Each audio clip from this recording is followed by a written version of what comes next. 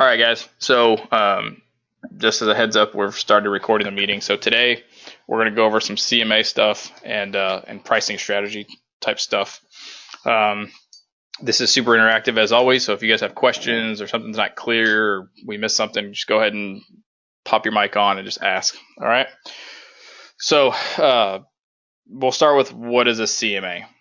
Okay, because there's a little bit of confusion when I talk to people about what a CMA is. So a CMA is going to be, and I'm going to type some of this stuff so you guys can take notes if you want, or whoever's watching it in the future can. But a CMA is an evaluation of historical data. I can't talk. So we're looking at past sales, and we're basically trying to figure out what is the property that we have now, what is it worth? And not really so much what is it worth, but what is it going to appraise for? If you'll keep in mind, somebody could come and say, hey, I'll pay you $500,000 for your house. It's only worth $300,000. And that's all fine and dandy. But if a bank and an appraiser are not going to sign off on that purchase price, it's meaningless. So we're trying to evaluate historical data, and we're trying to evaluate that data to look for like kind properties. And so like kind properties are going to be same size, same age, same condition, same bedrooms, bathrooms, size lot, garages, two-story versus one-story, and stuff like that. The perfect comparable property is going to be exactly or as close to the subject property, which is the one we're trying to find a value for, as possible. So something that's 2,000 square feet is not comparable to 1,000 square feet. And something that has 8 bedrooms is not comparable to something that has 2 bedrooms. So we're trying to find historical data and evaluate it for like kind properties. And then once we find some like kind properties, we're going to take that data and we're going to compare it to other active listings. Okay, and that, I can't type either. That is going to help us figure out our pricing strategy, because if we've developed a value for a property, but there's 30 other properties in the same neighborhood, we may want to adjust our pricing strategy based on what the goals of our clients are. So one way we can do that is by looking at the absorption rate for the city or the neighborhood, more specifically, that we're dealing with. An absorption rate is a formula. So I can't spell. It's too early for this. Absorption rate equals how many months of inventory are left. And so basically, if no new sales came on the market, how many months would it go until all the properties would be gone and there'd be nothing left to sell? Okay, so this is a formula. Okay, so the way we figure that out is we figure out an area. So it's either going to be a neighborhood or a zip code or a city, depending on how big of an area you're looking at. If you're looking in, downtown Houston, for example, at a condo, you may just want to worry about that building. You may not have any concern for any other part of downtown except for the building that you're selling in, because there's 300 units in that building and a number of units turn over every year. If you're out in the country or a little bit more of a rural area where you might have to go to the whole county. What does the whole county look like for the type of property that you're looking at? But the formula for this is to take an area, and you're going to take the total sales for the last year, and you're going to divide that by 12 months. Okay, and that's going to tell you the average number of sales per month. Okay, average sales per month in that particular area. And then what you're going to do is you're going to go ahead and find the current available properties.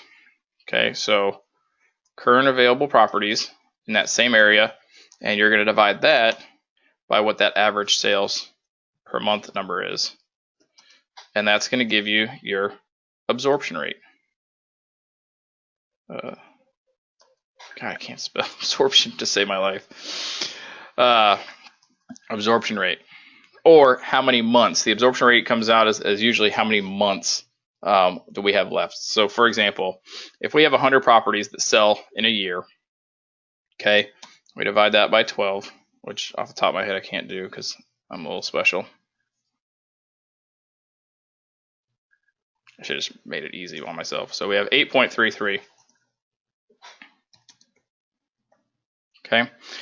So we go to that same area. So currently there's, let's just say there's 34 homes for sale in that same area. Okay. So our absorption rate for that area is going to be a little over 4 months. Okay. That's the number we get. So we're just going to round it down to 4 months. So that means that in 4 months' time, on paper, these properties are all going to disappear. Okay, and there'll be nothing left to sell. So in a seller's market, you generally have 4 or less months of inventory available. And on a buyer's market, you usually have 8 to 12 months available. And the middle ground is somewhere in between. So somewhere like in that 5 to 7, 5 to 8 range. So 5 to 7, 5 to 8 months of inventory is a really balanced market. We ideally like to see balanced markets because they're consistent for everybody. Right now, in the Austin area, we're still in a seller's market, and the absorption rate numbers and the months of inventory are going to change a little bit, I think, for Houston here in the next month or so, once we have a little bit more data to see how the hurricane affected everything. Dallas is still in a seller's market. There's about 2 to 3 months of inventory in each one of those markets, as well as San Antonio. So this absorption rate is important because it's going to help us determine if our pricing, what kind of market we're going into. So again, if we have, a neighborhood that has 8 months of inventory, we're not really in a seller's market in that area. And there are subcategories of properties where you can have a lot. You're still in a buyer's market. The 800 to $1 million price point in Austin is still, is one of those markets. The listing time frames for those and the time to sell those are much longer than the sub 300 or 400 price range. So far, does that make sense to everybody? I know it's a little bit of math and it's early in the morning. Anybody have any questions about that? Oh yeah, I got questions. All right, bring them. Okay, I'm really intrigued right now because you have a whole another way of doing CMA. Like I like where you're going with this, but I don't understand when you took the 100 divided by 12. I mean, I get the math part, but the 100 divided by 12 is your 8.33, and that's your average homes on the market, right? Average sales per month. Sales per month. Okay, and then 34 is just a number you made up, right? Correct. Just a random number they made up for. That's how many active listings are in that same area.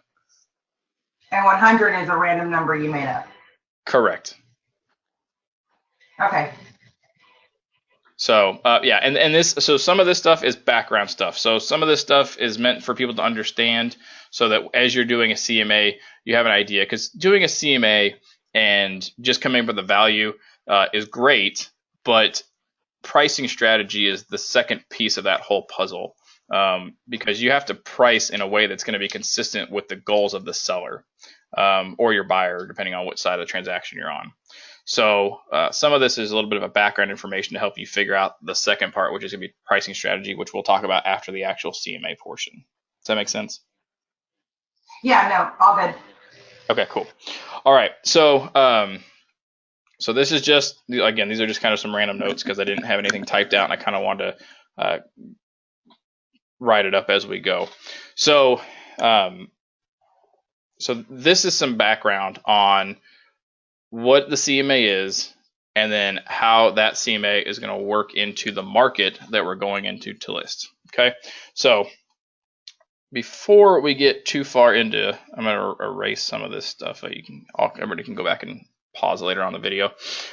Before we get into how to do a CMA and what we're looking for, I want to kind of go over the policies and procedures for our brokerage that do address CMAs. Okay, so 6.2.6 of our policies and procedures manual covers CMAs. So TREC requires us, that says we should or we might, we could if we want to, requires us to provide a CMA to all our sellers. Not just like, hey, look what I got here. They require you to give them a CMA. So Our policy says in the process of negotiating a listing, the sales associate will prepare a comparative market analysis on the property to provide to the principal. And then in big bold letters, I put once they execute the appropriate listing agreement. Now, I wrote this policy like this because it gives you guys some flexibility, because a lot of times you'll talk to agents who go on listing appointments and they're competing with other agents, and the sellers, they want all your documentation, either because they are super anal about having stuff on paper, or because they're just trying to get your numbers and they already have an idea of who they're going to go with, but they just want some help pricing the property, so they want some other feedback. The way that the TREC requirement is written is that we're to provide it to a seller, to a client, not to a prospect. So I have stated in bold, nice big bold letters, that once they execute the appropriate listing agreement, then you can provide them the CMA. This gives you guys the flexibility to tell a seller, hey, I can't leave this data here with you. I can't leave my CMA with you. My broker says that I can't. And really, we don't want to be giving out data we don't have to give, simply because it kind of diminishes what we're doing. That's like providing me with a bunch of scientific formulas and telling me to go, do some scientific tests. I don't have a shit clue what I'm doing with those. They're there. I can kind of see how they work, but they don't mean anything to me. And giving sellers the information is kind of like doing the same thing. Here's all the information, but we're not going to tell you anything about how to compare these, how to use them, what they mean. And so we're really just throwing information out there and kind of diluting what it is that we're doing, because our job is not to just provide them data and say, hey, here you go. We really want to be interpreting that data and helping them figure out a pricing strategy to get their home sold and meet whatever goals they have. And then you'll see the second part down here. It says, before providing to the client, the sales associate will ensure that the comparative market analysis includes the following written statement or something substantially similar. Now, this statement is another statement that is required by TREC. In November, the commission meets, and one of the things they're going to do is shorten up this phrase so it's not so robust. But currently, TREC requires this phrase to be placed on any CMA. And it says, this is a comparative market analysis and should not be considered an appraisal or an opinion of value. In making any decision that relies upon my work, you should know that I have not followed the guidelines for development of an appraisal or analysis contained in the Uniform Standards of Professional Appraisal Practice of the Appraisal Foundation. Okay. Now, one thing that I want to highlight here is or an opinion of value. We should all be very, very careful about telling sellers your home is valued at X or your home is valued at Y. We are not trained nor licensed to provide an opinion of value. And I realize it's semantics and it's the way we say things, but we are telling sellers, this is what we think your home could sell for on an open market today. We think your home could sell for this. If we went to market today, we could probably get this for your home. We need to really resist the urge to say your home is worth XYZ. Your home's worth 150, or I think the value of your house is 150. Those types of phrases can get us into trouble if a deal goes sideways and they want to make a complaint to TREC. TREC will come back. Now, if it's verbal, unless they're recording you, it's a little bit harder to prove, but especially in things where we're texting or sending emails, stuff that, is very clear cut, you want to avoid using the word value or worth. And then a little excerpt down here is that if using the comparative market analysis tool or quick CMA found in the MLS, this statement should already end up on the printed material, but it is still the sales associate's job to confirm. So that means, this is actress for those in Austin. This is nitrous for those up in Dallas. This is HAR for those in Houston, and I forgot to pull up Sabor. My bad. Sorry, San Antonio. But in each one of these MLSs, if you go to My Matrix, you have My CMAs, and you can start a new CMA. They're really pretty and fancy. Same thing for nitrous. Again, where is it? CMAs right here. You can start a new one, and same thing for HAR. My Matrix. And My Matrix CMAs. and you can make nice pretty ones. These already have that verbiage on them. Okay. Does anybody have a question about the policy and procedure, how it's written, why it's written the way it is, or anything else? Okay. Okay. So I'm going to close that down and open this window back up. So let's kind of get into the meat and potatoes of doing the CMA. So when we're looking at the value or the worth of a property, I know those words are not words we want to use for clients, but that's what we're going to use here because it's easy and conveys what we're trying to talk about. When we're looking at the value or worth or what we can list a property for, we want to make sure that we're trying to evaluate things as close or similar to what an appraiser is going to do, so that when it comes time for appraisal, we didn't miss the ball. Okay, so we're going to look at like kind property. So what is the ideal comparable property? Okay, the ideal comparable property is something that is within a half mile of the subject property. Again, the subject property is the property that we're attempting to sell or win a listing agreement on. So within a half mile of the subject property, within the last 90 days, or I should say sold within the last 90 days. Okay. Similar size within 100 square feet. Okay, so within 100 square feet. So if you have a listing and it's 1,500 square feet, anything from 1,400 to 1,600 is a usable comp. The appraisers don't give a lot of value in size difference if the square footage is within 100 square feet. Okay, so again, 100 on one side and 100 on the other would be considered a like kind property. Okay, same amount of bedrooms and bathrooms. Now, I will tell you that same number. There you go. I got corrected by word. Same number of bedrooms and bathrooms. So there's not a huge difference in the average market between a 3 and a 4 bedroom property. You do not usually get any more or less value between 3 bedrooms and 4 bedrooms. So if you have a 4 bedroom listing that you're going after, you can use 3 bedroom comps for that. That's okay. They're pretty similar. Where we do start to see differences in value are with 2 bedrooms compared to 3 bedrooms, or 2 bedrooms compared to 4 bedrooms, or 5, 6, 7 bedrooms compared to 3 or 4 bedrooms. So we want to make sure that we're within the same number of bedrooms or close to it. But please realize that between a 3 and a 4 bedroom, there is no real difference as far as an appraiser is concerned. As far as bathrooms go, there are. So for every extra bath or half bath, that does increase value. Okay. So same size, same number of bedrooms, same condition is going to be important.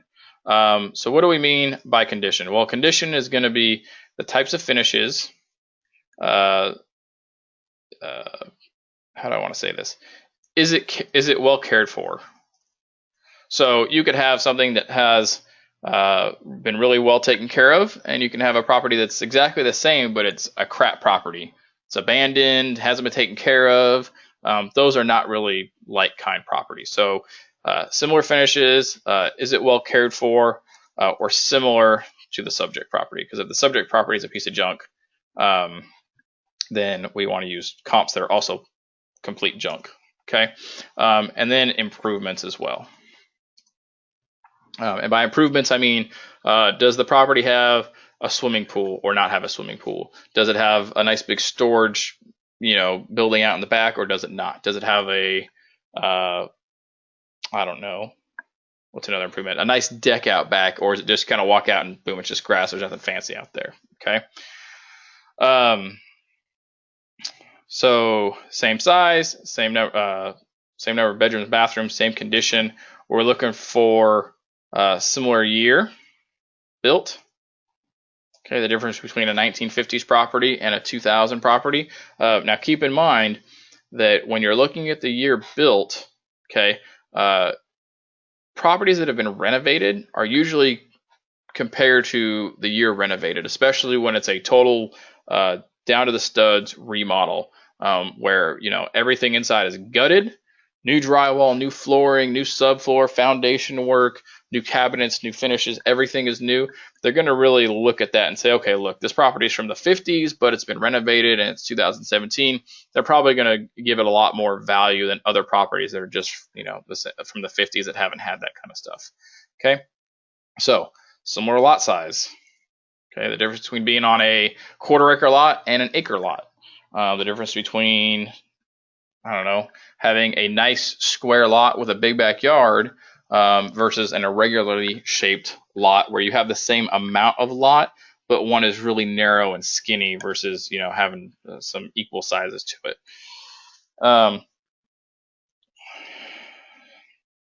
Number of stories. Okay, generally appraisers want to see properties that are the same story. So 2 stories aren't comparable to 1 stories. 3 stories are even worse. Why is that? Well, if you think about it, it generally takes more energy to heat and cool a 2-story. A 1-story generally takes up more of the property. So if you have a quarter-acre lot and a 2,500 square foot home, if it's a 2-story, you're taking up a much smaller footprint, meaning you have more lot size versus a single-story 2,500 square foot home where you're taking up a lot more of that lot. You have a lot less usable space. So the number of stories is important because it makes them, there is a huge difference. There's also a huge difference in cost. It's usually cheaper to build the same amount of square feet on a 2-story than it is a 1-story. It's less cost of foundation, more usable space on the lot, less grading, all that kind of stuff. All right. And then last but not least, we're going to be looking at garages. So if something has a 2-car garage versus no garages at all versus a carport versus only street parking, all of those things are going to be relevant. Okay. So the question becomes, in what order are these things important? And I'm almost certain that I went in that order. So this is going to be a list that you guys can follow. Let me see if there's anything else that I think is out of order. No. Okay. So yeah, we were able to go in order. So when you're looking for comparable properties, you want to start at the top of this list and go out a half mile, look for sales in the last 90 days. Then you want to narrow down the sales to ones that are of similar size, and then similar bedrooms, and then similar condition, and then as close to year built as possible, and then lot sizes, stories, and garages. So you may get to a point in some areas where you can only get maybe the first 4 or 5, and the rest of them don't really work. That's okay. Most properties, if you go within a half mile of a subject property in a little bit more of a rural area, you may get one other sale in the last year. So these are ideal conditions. This is what an appraiser is shooting for when they do an appraisal. And this is what we should be shooting for when we try to figure out the price point that we want to list a property at. So the question becomes, what if we can't do that? What do we change? Well, if we plug in all this information and we look and we come up with, 1, 2 properties, we go back and we want to start at the top of the list. So the first thing we could change is maybe instead of a half mile, maybe we'll go out a mile. And instead of, if we go out a mile and it doesn't really get us any more properties, okay, well, maybe instead of the last 90 days, we'll go to 120 or 150. All right, and if we can't, and so say we go out to a mile, we go out to 120 days, we're still not finding enough properties. Okay, we're going to look at size. Okay, well, we've looked for properties that are within 100 square feet on one side or the other of the subject property. Maybe we're going to go to 200. So on the 1,500 square foot example, now we're going to look at properties from 13 to 17. Okay, and if we can't find enough properties doing that, well, maybe we'll start looking for bedrooms that are they're not exact. Okay, and so we just will slowly move down the list. Now, I will tell you that once you get to once you get to the same number of bedrooms and bathrooms, this is kind of where you're going to want to stop, and you're going to want to continue messing with these until you can get a good amount of properties doing these. Because if you start to get into some of this stuff like different conditions, different years, and lot sizes and stories, these even as close as even though they match and they're like kind properties, if they're I'm sorry, let me back up. If these are not like kind properties, but they are fitting these four criteria, these are still not going to be comparable. So it's much better to go out further and go back further and look for houses that are not quite the same size than it is to start comparing houses that have, you know, Formica countertops to, versus granite countertops, or, totally refinished kitchen versus an old busted kitchen from, the 70s. So these first four right here is really where we want to try and stay. We really want to try and make sure that the condition, the years built, the lot sizes, the number of stories in the garage, we really want to try and make sure that our comps always have these in common, even if we have to change some of this top stuff. Okay, does that make sense to everybody? It does, but I have a question in regards to Absolutely. what if you have a subdivision that are nothing but custom homes, and the turnover is one or two houses a year, with a small set of homes in that community, like maybe about 40. But the further you go out from that community, it's kind of like everything else around it is a step down from a custom to just a normal builder. So no matter how far out you go, the pricing is going to drop versus what the houses in that neighborhood have historically sold for. Okay, so that's a good question. So one thing that you can do is you can prepare an analysis of the subdivision, and you can really look at, over the last 5 years, are prices going up? Are they coming down? Are they staying pretty steady? When you have a situation like that, one of the best things you can do is to go out. Let's say you're in your county, right? Instead of trying to focus on that neighborhood or within a certain distance, look for other communities that are nearby that are similar. So in your example, I would start looking in the area for other small communities of custom homes. And so those could be 10 miles away, they could be 5 miles away. But what you're trying to do is you're trying to stay as close to like kind properties as possible. So if you go outside this small subdivision with all custom homes, there's only about 40 of them, and everything around it is crap, then you may have to jump over 3 or 4 miles to another small custom subdivision. You may have to use those, and that's okay. Especially and we'll talk about this later as far as like meeting the appraiser when they get there and stuff like that. But it's really important that you just use like kind properties, even if you have to jump around a bit. I a few years ago sold a 26 acres. It's actually my own house. It was 26 acres with a house on it, and in my entire county, there was nothing similar to that at all. Everything was. Hey Raquel, will you mute your mic real quick? Oh, sorry. No worries. So it was 26 acres, had a nice, beautiful house on it, a lot of good improvements. In the entire county, there was nothing similar. Everything was like 5 to 10 acres or like 50 and above. I didn't have anything in that 25 to 30 range. So I ended up having to go and looking at counties, surrounding counties. So I pulled comps for that property from 6 different counties. It was my county and all the ones around it. And I pulled similar properties from that. And when I met with the appraiser, I said, look, you've probably looked, there's nothing similar to this in the entire county for the last 6 months, and only like 1 or 2 in the last year. So I went to I went up to the surrounding counties, within an hour's drive, and I found these 4. These are comparable. They're very similar. They're within an hour's drive, and there's nothing similar. And the appraiser was like, this is awesome. This is exactly what I would have done. So if you have a very unique situation like that, where you have this oasis in the middle of a bunch of crappy properties or less valued properties around it, then you can jump around within a reason to other similar communities to find those. So Joe, does that answer your question a little bit? Yeah, it absolutely does. Okay. Of course, the trick is going to be finding those other smaller communities, but yes, it makes sense.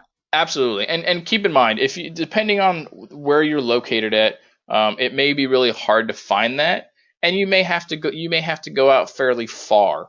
but don't be afraid to go out super far. And the other thing is, don't, pick up the phone and call the listing agent or call the buyer's agent from those other deals. If only 2 are selling a year, pick up the phone, call the last buyer's agents for the last 2 deals and say, hey, you guys sold, I saw you got a loan, it wasn't cash, and you guys appraised. Do you have any insight, or would your client be able to give any insight into the comps that they used on the appraisal? Hey, would you ask your client if I could borrow an appraisal? I got this listing coming up, blah, blah, blah, blah.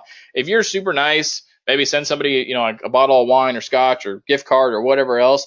You could definitely get those appraisals, or at least information from those appraisals, and those will be super helpful for you because it'll give you an idea of what other appraisers have done in the past for that same community. How far have they gone? Where are they looking? Some appraisers, and we'll talk a little bit about adjustments that have to be made. So some appraisers don't mind making adjustments. They'll take a lower price property and they'll adjust the hell out of it to get it up to where it needs to be. And some appraisers would rather go out a little bit further and look for properties they don't have to adjust that might just be, a little bit further out. But going and getting that information from previous buyer's agents or the listing agents, you could always call the listing agents too and say, hey, you sold this property earlier this year. It's really tough to price these. Where did you get some of your comps from? I'm looking at this, this, and this. Would you mind sharing with me where you got your info from? And 9 times out of 10, if you're cool about it, most of them will be willing to share because they feel like you're calling them like they're the expert in the area, even if they're not. But they were able to price a house that are appraised, so it's worth talking to. Is that good? Those are very good. Yes, absolutely. I like that. So that just directly related to this, and let's say all of that fails, or let's say we just wanted to do an alternative. Would it be an option on the table to just have the house, have the owner get an actual appraisal on the house? Absolutely. On that? Absolutely. You know what? It would almost. I have had unique properties. In fact, I have one right now that's listed for sale. That's a pain in my butt. But if you have a property where you're like, man, I just can't find comps. I've looked. I have no idea. They're all over the place. I'm really unsure. Have an appraisal done. And if it's a client that you've already got the paperwork done, or you're pretty close to, and you're like, hey, I think we should get an appraisal, and they're like, okay, cool, let's do that. That's great. If those clients are not quite like that, it may be worth it to fork money out of your own pocket, spend $400, $500, and just pay for an appraiser to do an appraisal out of your own pocket. Especially like on a high dollar property where you're going to have a nice fat check at the end. Spending that $500 to help you price it is going to be worth its weight in gold, especially because once you list it and you have clients, you could put that appraisal up as a part of the listing as long as your seller's okay with it and say, hey, look, this is where we priced it at. Boom, got an appraisal, supports that value right there. So there's really nothing that anybody could come to you and say. Nobody could come to you and be like, my clients like it, but it's just not worth what you're asking for. You get rid of all that BS by having that appraisal done and adding it to the listing. So absolutely, that's totally something you can do. You may run into problems from a strategy standpoint going into a listing appointment where they're interviewing a bunch of other agents. You may have a problem going there and being like, not really sure what it's worth, but I can sell it for you. Let's get an appraisal. They may kind of look at you sideways like you're crazy. But if it's something you've already got looked up, there's nothing wrong in doing that. Absolutely. Patrick? Yes, sir. Go ahead, Doug. Yeah, on the property with the acreage that you mentioned, one thing that I've had to result to doing is, let's say, you have a 20-acre property with a home, and you can find, comparable homes, except they're like on 5 acres. Mm-hmm. What you can do is you can go out and figure out what the common cost per acre is. And let's say, let's say it's, $20,000 an acre. So to go from a 5 to a 20, that's a delta of 15 acres. So times 20,000. So that's a delta of 300,000 that you would add to the 5-acre property to probably get a decent valuation. Absolutely, and I have done that on some properties. I've done that too. I've if I have a house that's like it was built like a production build, it wasn't super custom. You know, it was just somebody went to David Weekley Custom and picked out like one of their one of their common floor plans and just built it. Yes, I've done that too on a couple of properties where we'll find the value of the land as one and the structure as the other, and then just combine them.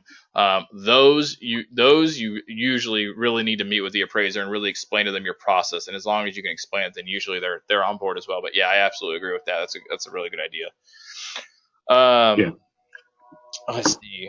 So one thing that I will tell you guys is that finding properties that are similar is really important, because you will see a number of agents come out and say, well, look, the price per square foot in this neighborhood is 100 per square foot.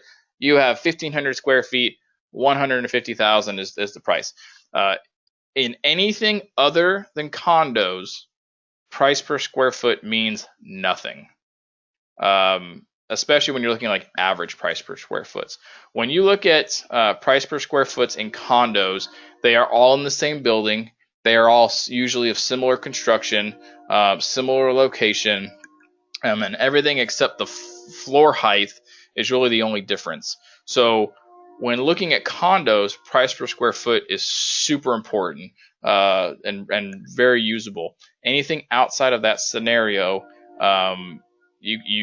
there's so many differences with single family homes, townhouses, stuff like that, that price per square foot is just not useful. So please avoid being an agent that comes in and says price per square foot is this, your home is this size, this is what we should sell it for, because there are so many variables with finishes and conditions and layouts and lot size, even in just your standard production build community.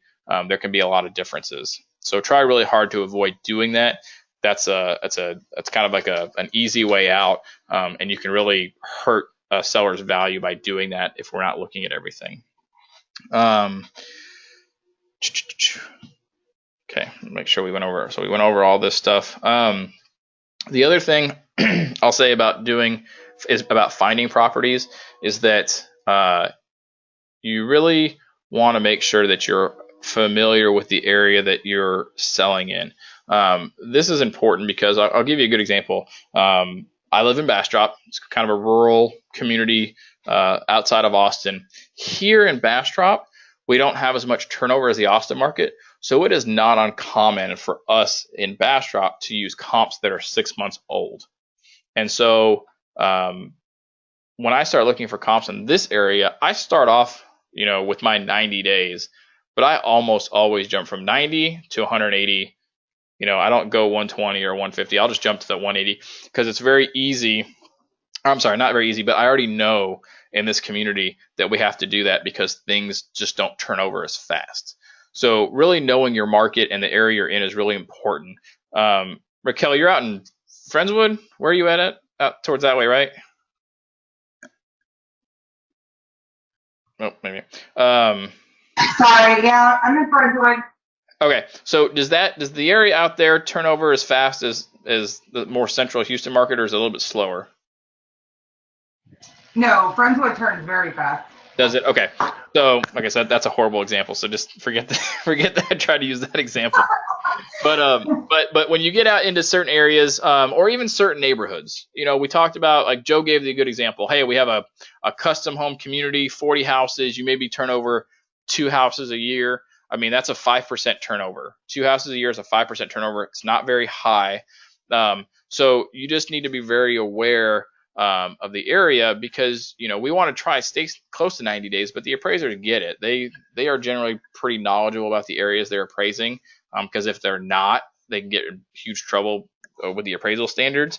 So knowing that, hey, I can go back 6 months in my area because that's common, that's really important to know, which is much different than, say, like central Austin, which turns over like crazy, or Raquel's area. Maybe it's with 30 days. Maybe 30 days gives you plenty of comps, and you don't need to go back 90 days. So maybe if you go back 90 days, the appraiser is going to look at you and be like, are you stupid? Like, why would I go back 90 days when I have plenty of comps available with 30 days? So it's really important to just kind of understand the markets that you're in. Okay, so this is how we find, and these are the order of things we want to do when we're looking to price a property. How many comps is good? Is 1, 2, 3? The ideal number of comps for us to have is 4 or 5. Now, you don't always get 4 or 5 because you could certainly go out 2 or 3 miles, go back 180 days, have a few properties, and it still only end up with like 2 or 3. The ideal number to have is 4 or 5. That's a really good sample, but if you can't get 4 or 5, you just kind of have to work with what you got. If you only have 3, and you should probably have at least 3. 2 is not enough. 6 or more is way too many. You need to narrow it down at that point. But somewhere between that 3 to 5 range is ideal. Preferably 4 or 5. That's going to give you a real good sample, and you're going to be able to figure out what you're doing from there. So, any questions on any of this stuff? Because if not, I'm going to jump into the MLS and kind of do some of this stuff just live if that works. So, any questions about any of this stuff whatsoever? Okay, cool. All right, so let's jump into the MLS here. Let's see, we have Austin market, and Raquel, you're the lone Houston agent. So somebody, Joe, give me an address for a property, would you? I want to try to make this as random as possible. I know I'm totally putting you on the spot. You know what? Never mind. I can do this. Let's go to these new listings. Let's pick.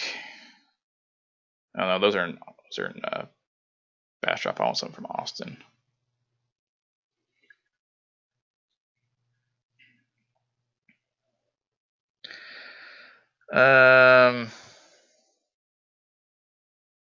All right, we're going to use this as an example. Okay, so this house, let's get the square footage here. So this house is located in the 78704 zip code. Let's pull it up on a map.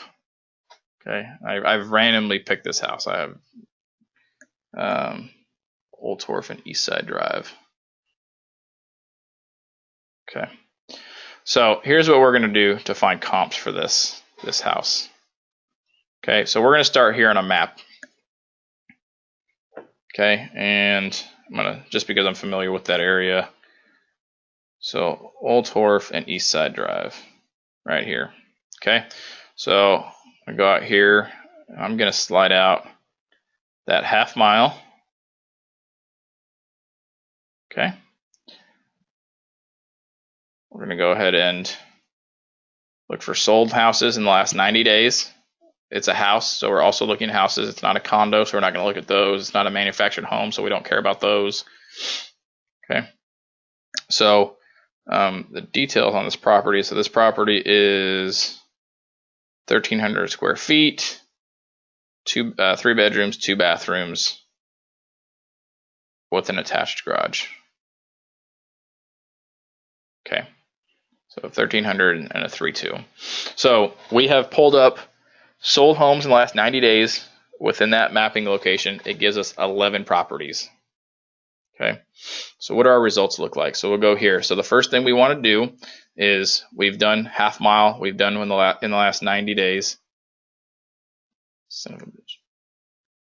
90 days. So similar size. So based on this report, we have 1,300. So we're looking anything from 12 to 14. So we can go ahead and we can organize these, okay, by square footage. So 12 by 14. Okay, so doing this gives us only 2 properties. Okay, we have one that's 1222 and one that's 1250, and we're looking from 12 to 14. I don't like the fact that I don't have this, so what I'm going to do is I'm going to go out just a little bit further on this one. So I'm going to slide out to 3/4 of a mile. And it gives us all these other properties right here that we didn't have before. Okay, so I'm going to go back to my results. Okay, now let me get rid of these ones right here.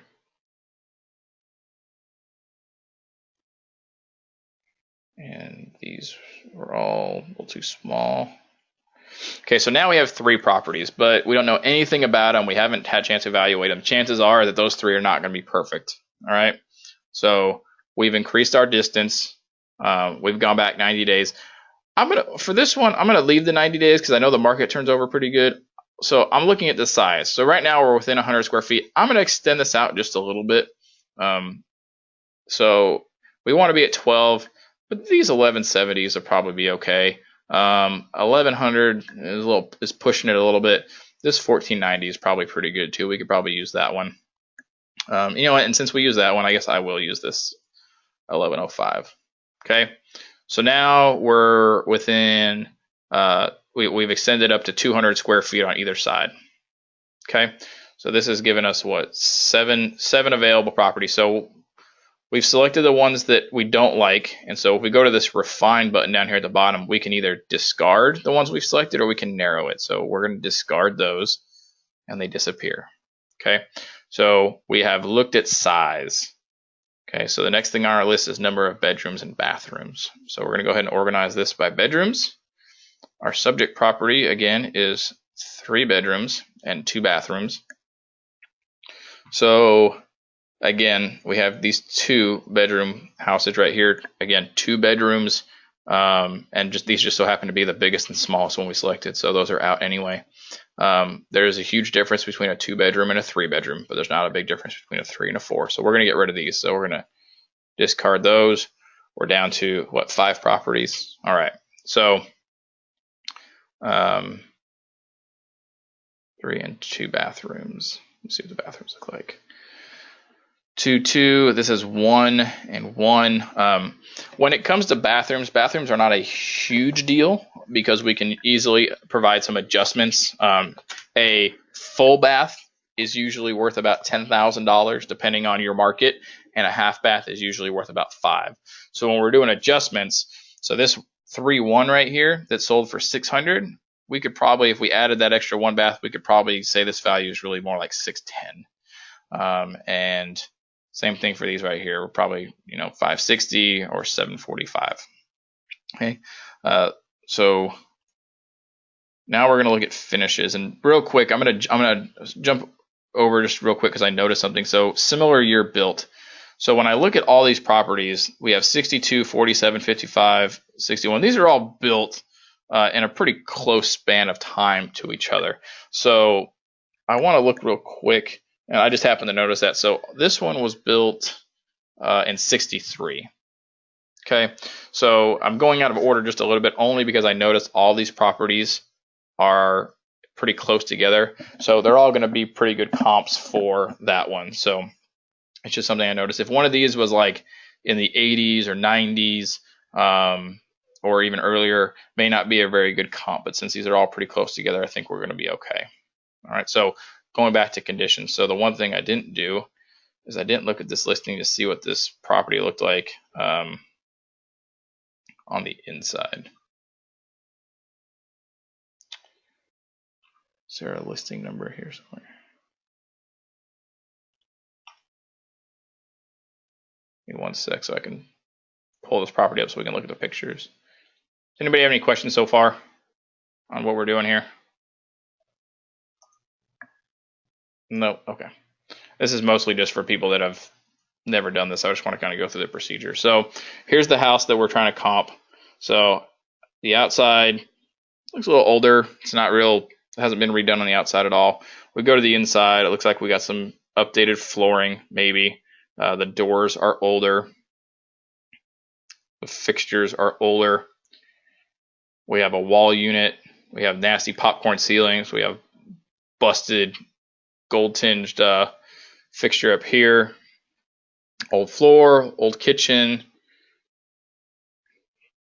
dirty kitchen, stains. Okay. more window units, so we're assuming there's probably not central AC in this house. We're missing mirrors. I picked a really horrible property to compare to. But this one, look, we have a bathroom that's been redone. Just one. This is the one. This is the not nice one. This is the nice one. This one's almost not worth adding. It's really gross. That is just a horrible, whatever that is. New carpet in this room. Still popcorn ceilings. Old vent. So we have again, the exterior, nothing special. Probably original. Okay. So that is the condition of what we're looking at. Now, obviously, when you walk through a property, you can see more with your eyes, get a better feel for what the property looks like. We're just looking at pictures. So let's go through some of these sales and see what they look like. So this one, older exterior, looks a little bit more well taken care of. We get to the inside. So inside, so again, older interior, popcorn ceilings. This looks like maybe updated floor or something old that they refinished. Again, the walls and everything kind of look similar. This one's got a really choppy, nasty layout to it. Kitchen looks somewhat similar. This house just looks a lot smaller. Appliances are similar. The flooring, again, we see staining and whatnot around here. So this house actually looks pretty comparable as far as the condition goes. I'm not going to slide through all of these. So I'm going to go ahead and say that we'll go ahead and leave this one. So I'm going to check this one. This one looks like a good one that we could probably use. All right. So then we're going to, So we'll go to the next one. Outside looks a little nicer. Let's jump to the inside. So we have some redone floors, the walls, doors, and everything look a little bit older as well. Staining, older fixtures, old kitchen, older bathrooms. So I'm going to say this one's also fairly comparable. All right. So we'll skip to this one. Nicer outside. I can tell you that this one's probably be redone on the outside because they have the nice new mailbox numbers that everybody's doing in that part of Austin. Nice manicured lawn, big mature trees, well taken care on the outside. So again, this one right here is a remodel. So nice new floors, newer walls. We have the industrial stuff that they're doing in that area, new fixtures. It's staged.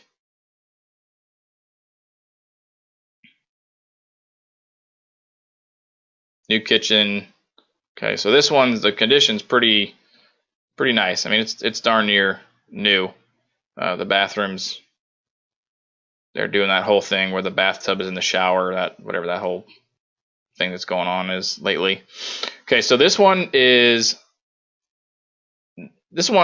redone inside. So this condition is not anywhere close, even though the size is very similar. So I'm going to skip this one. It also would explain why this $750 price point is the highest comp I think we have on the whole list. So that would explain why. So we're going to go here. We're going to look at this one. So walls are a little nicer. Floors are newer.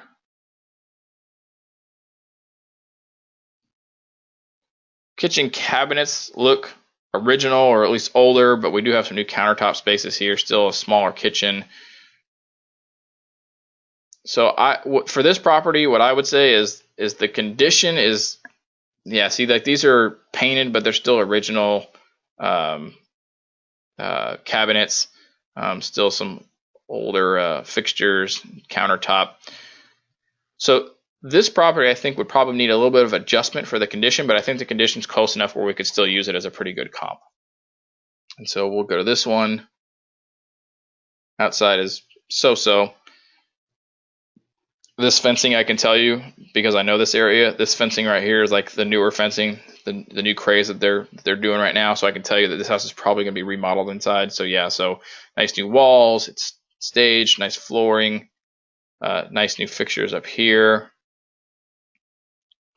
Yeah, new cabinets, new countertops, new appliances, new bathrooms.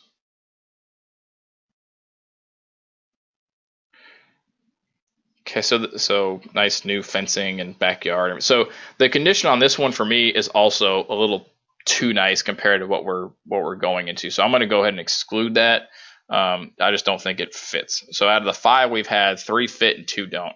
And you can see in the pricing here, the ones that are redone, you know, 735 and 600,000 is where those sold at. The other ones that we think are a lot closer are 350 and 550 and 485.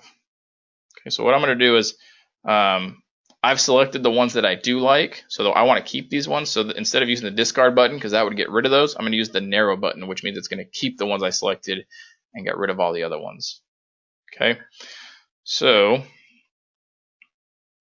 we've done within 3/4 of a mile, within the last 90 days, within a couple hundred square feet, same number of bedrooms or bathrooms are close. We've looked at the condition. Okay, we jumped ahead a little bit because I noticed that the years were all pretty close, so the similar year built. So let's look at lot size and number of stories and garages.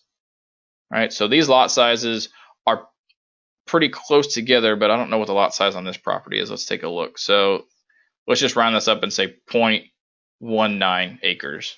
Okay, so this one's 0.8, this one's 0.19. This one is, when you're looking at lot size, if you're within, you know, 0.1 acres of what the subject is, I think that that's not enough to make a difference. If you start getting 0.2 or 0.3 acres bigger, that's where you really start seeing a difference. So I'm going to say that these properties are all have a similar lot size.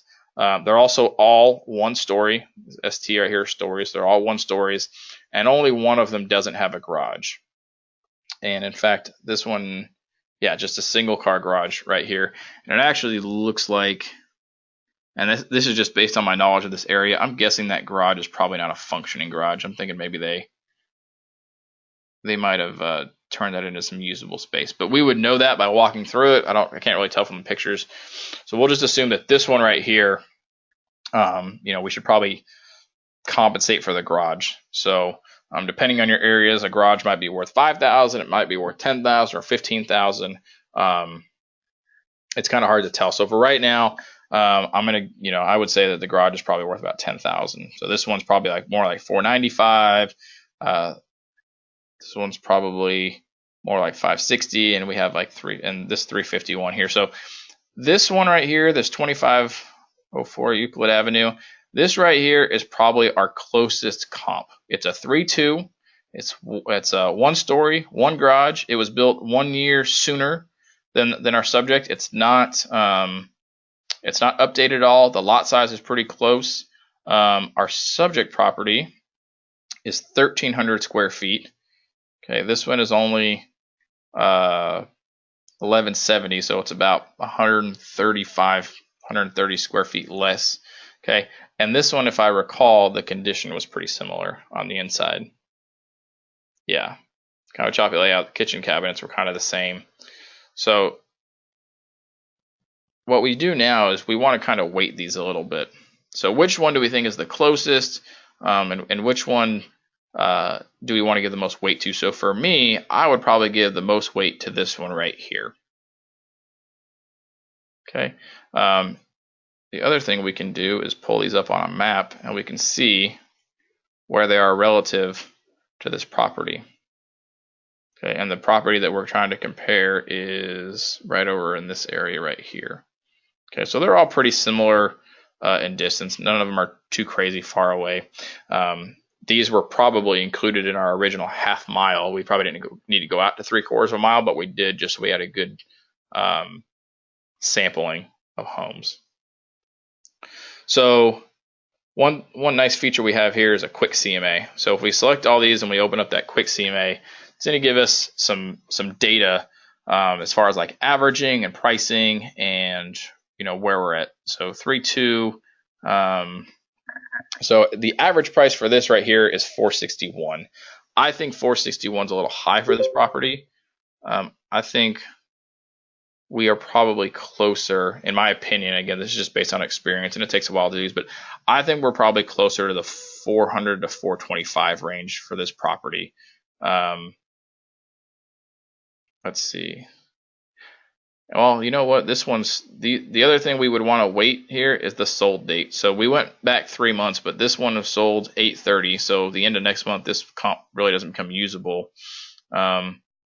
But I would say we're probably closer to like the 400 mark. That's my opinion on this value. Now, what did this property list for? I don't even know. I just totally shut down the front window. So I'm saying around 400. They listed at 425. So I think originally I said 400 to 425, and then I kind of adjusted myself to 400. I think if I spent more time, we might end up in that range, but they listed at 425. They've been on the market for about a month. So that's kind of how we get to those values. This was a good example for people that have never done one ever, kind of just go through the procedure.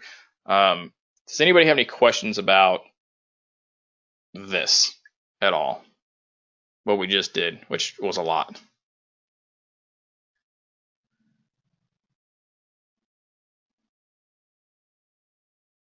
Nobody? Okay, cool.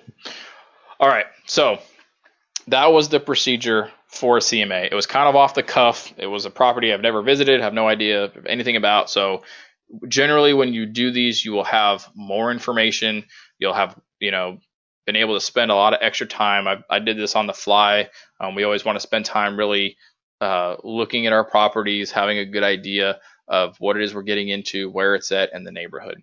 So originally I said that my range was 400 to 425. That's kind of the range I thought it would be.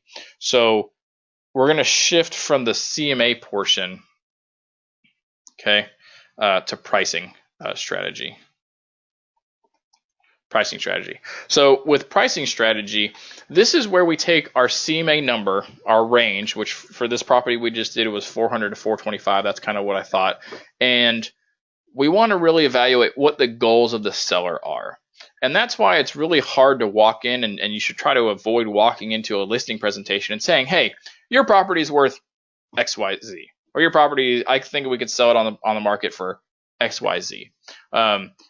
You have no idea what their goals are until you get to that listing presentation. So it's always good to go into a listing presentation with a range. Hey, 400 to 425 is kind of where you're at. The pricing strategy comes in after you figure out what their goals are. So one of those questions is why? Why are they moving? Why are they selling? What is the driving factor? Is it, hey, I just had a job transfer. I need to get out of my house as soon as possible, and I've been here for 15 years and I have a ton of equity. Which is, hey, they want to move quick. They don't necessarily want top dollar. They are able to move quick because they have plenty of equity to play with. That's one scenario.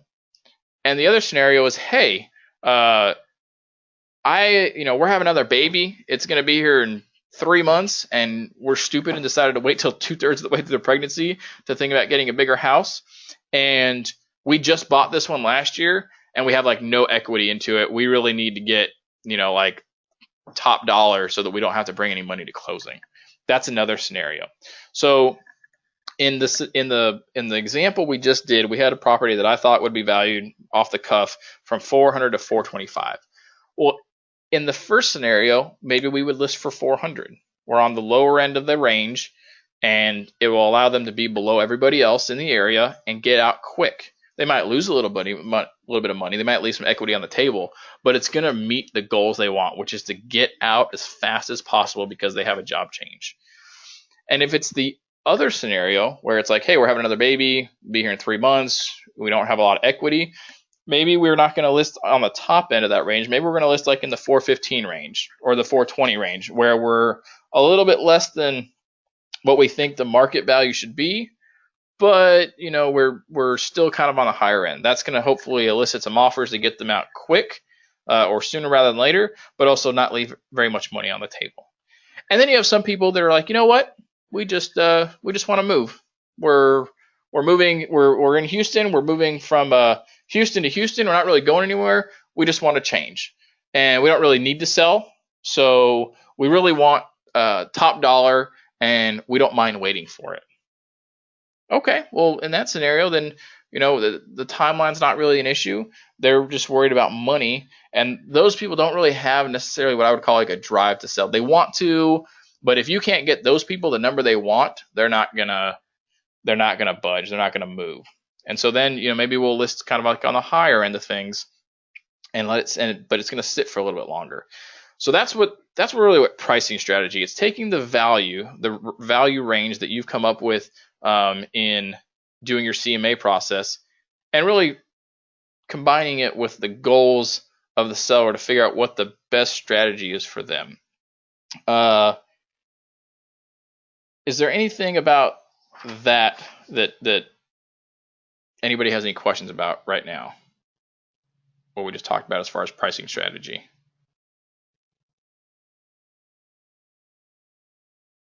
No? Okay.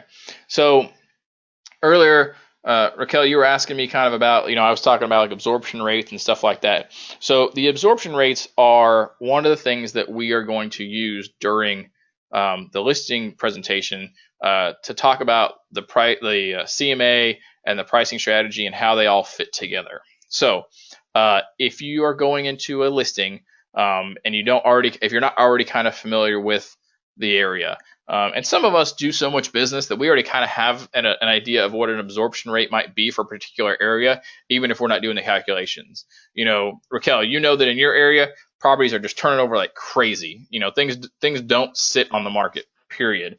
And so while you may not have sat down and done the calculations, you just kind of intuitively know like, hey, stuff's going to move. And that's just the way it is. And so for those, if you're going into an area where you don't really know that, you may want to do that absorption rate formula to kind of figure out, are you in a buyer's market for this area and price point? Are you in a seller's market? Are you somewhere in between? Those are really, really going to affect your discussions with sellers, because one of the most important things during a listing presentation is to set expectations for your sellers.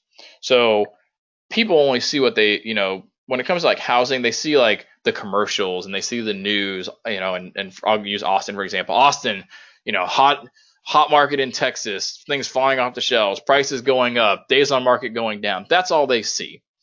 But they don't see the much smaller subgroups. And like the example I gave earlier, the 800,000 to $1 million price point here in Austin, it started to slow down.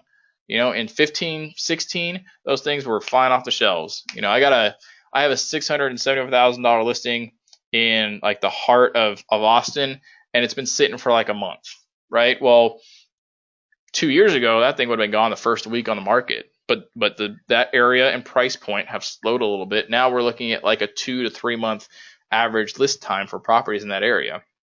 So you really want to explain to your seller what their submarket is doing. Are they in a price point where they're going to fly off the shelves, where they can really have a lot of leverage? Are they in a price point where they're not really going to have as much? Raquel, since I used you earlier as an example, you said everything moves pretty quick. Is that for all price points? Is that for maybe like the sub 500 price point? I mean, does something that's 5 million move as fast as something that's in the 250 range? No, this is like, I'm gonna, and I say Friendswood because it's my market. I can talk for, but I take listings downtown Houston as well. And right. I do buyer there. But speaking specifically for my neighborhood, for instance, anything under 270, which is, that's good for Friendswood, will go really fairly quickly. Anything over 300,000 will probably sit there for about 3 months, because it's just not, it's just not the average in League City. In our area, the average price is 272, and the income. So that's what I use. But what I'm experiencing right now, and I don't know if you know directly how bad Friendswood was hit with Harvey.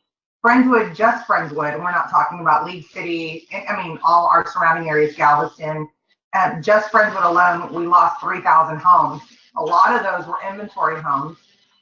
What I'm dealing with right now, my community went underwater, my subdivision. So it's a great example for me.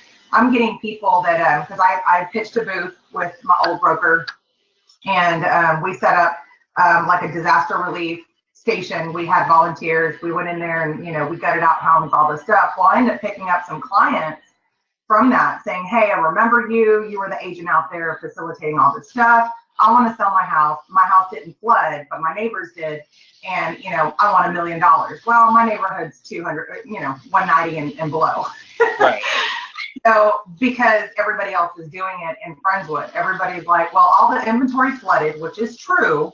A lot of it did. I mean, a good majority of our inventory flooded. So now we've got sellers that didn't flood that want to list it 20,000 above the normal market. And the sad part is they're going under contract. And it's kind of like, I mean, is this shit real? I mean, are they real? I mean, I'm looking at it on closing day. I'm looking at it. I want to watch this property. Are they really going to get? Because I mean, we're seeing it everywhere. So it's like throwing our numbers off, because that home before Harvey would have never in a million years reached. No one would even be dumb enough to put a house that inflated on the market. So I'm just kind of like, oh, Right. geez, And not so normal. that sounds like, somebody trying to balance supply and demand that may, I mean, if it closes and it appraises, then they've really targeted supply and demand really well. If it doesn't appraise or comes up short, then that's Right. somebody that's overshooting the idea of supply and demand. And one thing that this isn't related exactly to what you're saying, and that's earlier I said it'll be another 2 or 3 months, I think, before we start to see what Harvey did to the whole Houston region as far as the data is concerned. How did it change things? Because we can all speculate on what's happening, but you still need a few months of data to really look at it objectively and say, okay, this is the impact of Harvey. This is what it did. But to ping off what you said, some sellers, when you go to them, they want to list they want to list February 1st, but they want the value that people were getting the summer beforehand. I'm actually going through that right now with some sellers Right. that I talked to, and they were like, hey, we listed a little bit later in the season, so we've only been at that $675,000 listing. We've only been on the market a month, so we kind of missed that summer rush. We're not having a ton of traction. We got under contract the first week, but then it came out because of the HOA stuff, and we haven't had a lot of traction since. So they're like, hey, why don't we pull it? We don't want to do a price reduction. We just want to pull it and go back with our same price, in February. And I said, so my response to them is, hey, that's great, whatever you want to do, but keep in mind, when it comes to February, now we're using winter comps to price things out. And so when it comes to when should we list our house, and you have these discussions with sellers, and sellers want to, maybe they don't want to list now, they want to wait till after the holidays, or they want to, they don't want to mess around, during summer, or for whatever the reason. It's important to remember that we are pricing based on the last few months, ideally, of properties. And so those properties that list in the January, February, March are using comps that are on the lower end generally. Now, not all markets are the same, but generally during the wintertime, things slow down. You have less available inventory on the market because nobody really likes to move during the wintertime. But you can usually get a better deal shopping during the wintertime because sellers know, hey, there's not as many buyers out there. We're going to have to be a little more competitive with our pricing, which throws off comps for the January, February, March properties and some of the April properties. So it's important when we're talking about pricing with sellers who just think, oh, prices have been going crazy and I want to list January 1st for, what they were getting in July of the summer before. It's important to explain to them how that process works, and that even if we use comps from then, the appraisers are not going to do that.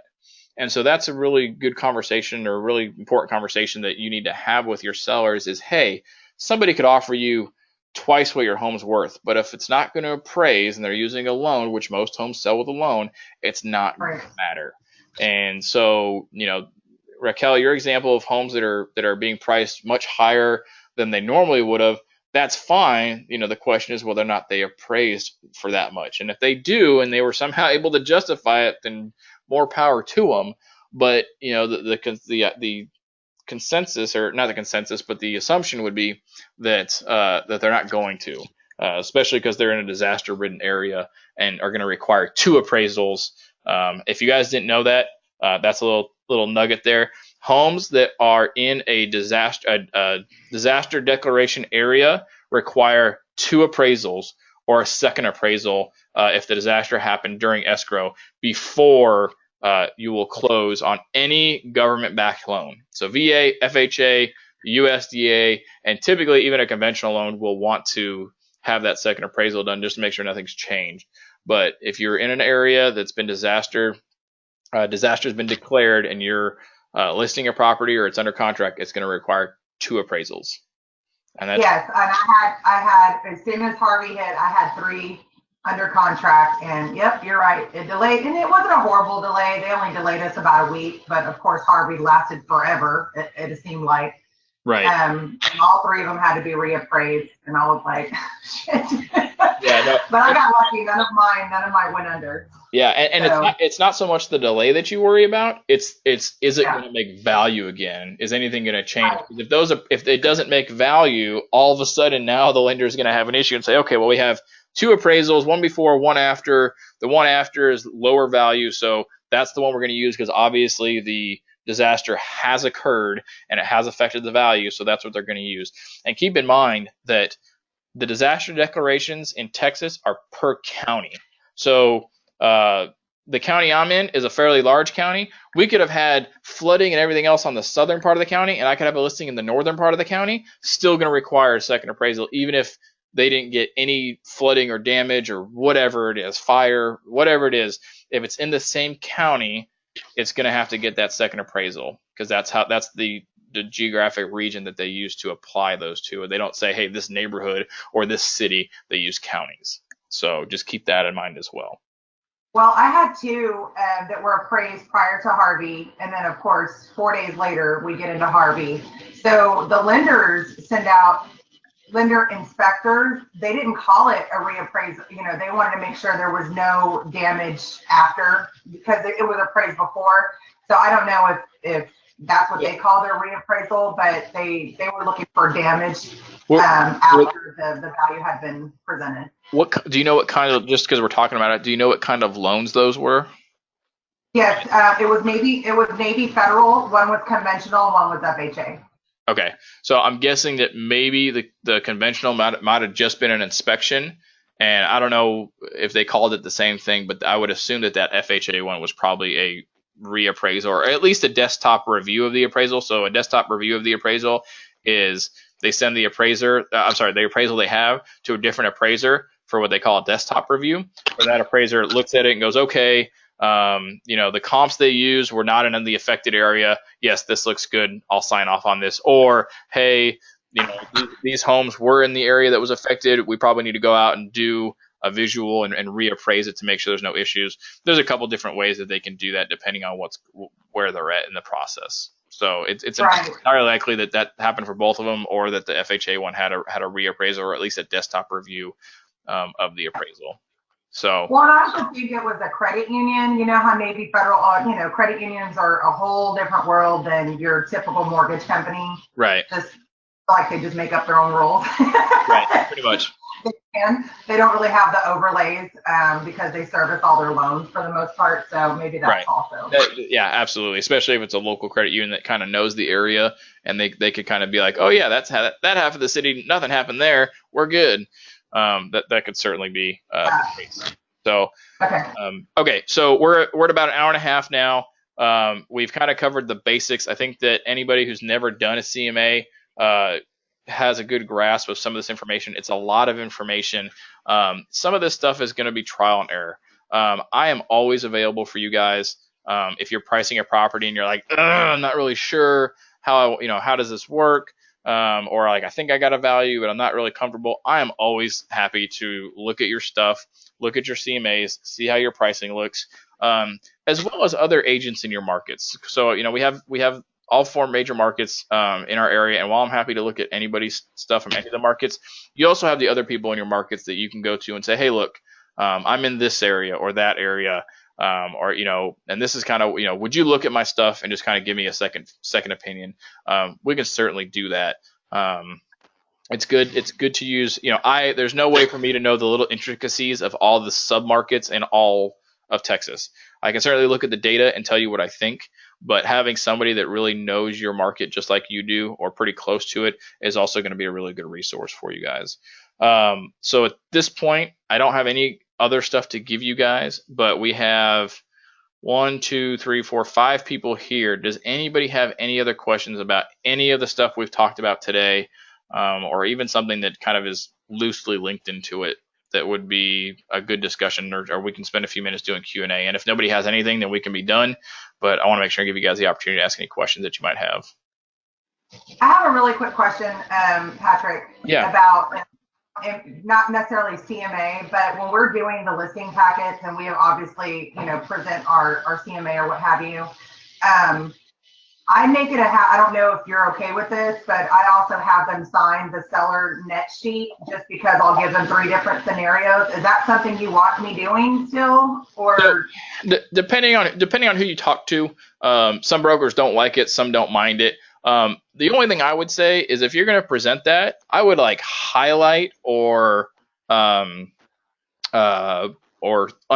or circle the estimated word at the top, so that you're making it very clear to them that this is an estimate. It's not, we're not saying you're going to get this much. We're not saying that, these numbers are all correct. It's just an estimate. It's kind of a guideline. So that's just good CYA.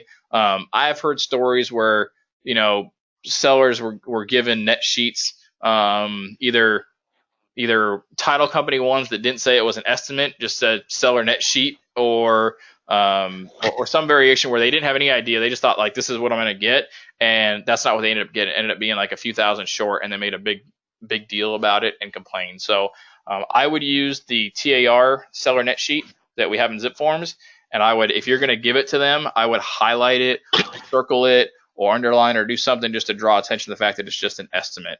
I don't mind you providing those. What I do is I have the seller net sheet on my end, and I put the calculations into it so I can see it on my end, but I usually just give that to them verbally. So if I'm evaluating an offer, or if I'm in a listing presentation and I have some different scenarios, I'll just tell them hey, I've run the numbers. It looks like you might get, somewhere between, this much. You might walk away with maybe 10 to 20,000, give or take a little bit, if everything goes perfectly.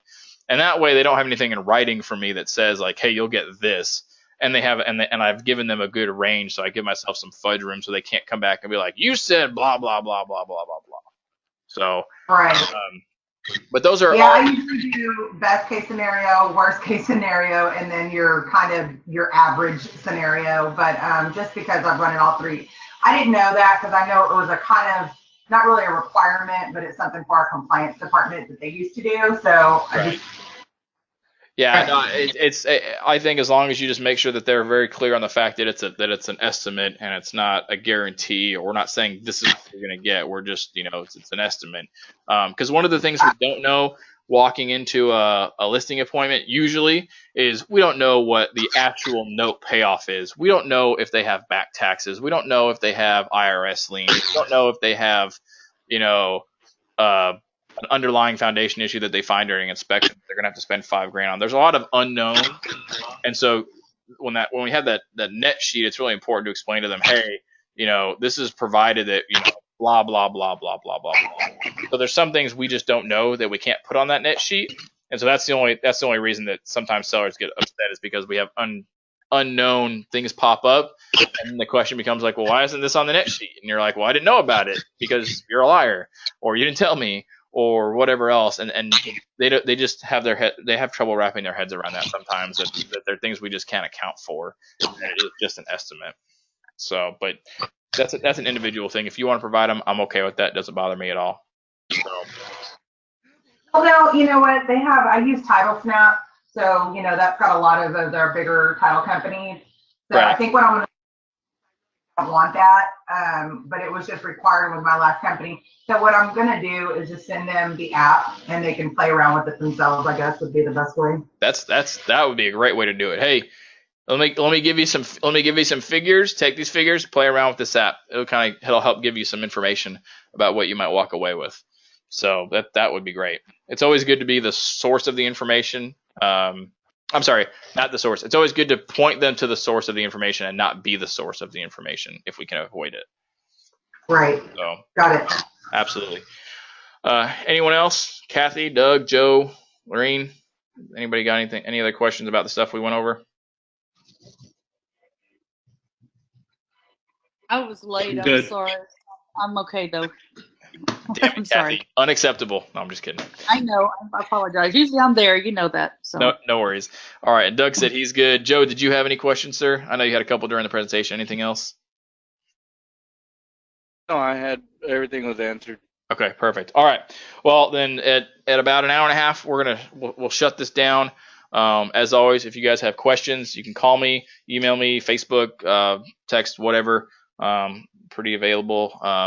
For those that are watching this at a later date, if you have any other questions about this, you can post your comments below on the Facebook post, or to shoot me an email if you're watching it from our training folder. And otherwise, everybody have a good Friday. Have a good weekend. Go out there, Joe Properties, put stuff under contract, kick ass, all that kind of stuff. And if you need anything, just give me a holler. All right? Have a good one. Thank you, sir. All right, guys. Talk to you later. Have a good day. Bye. Bye.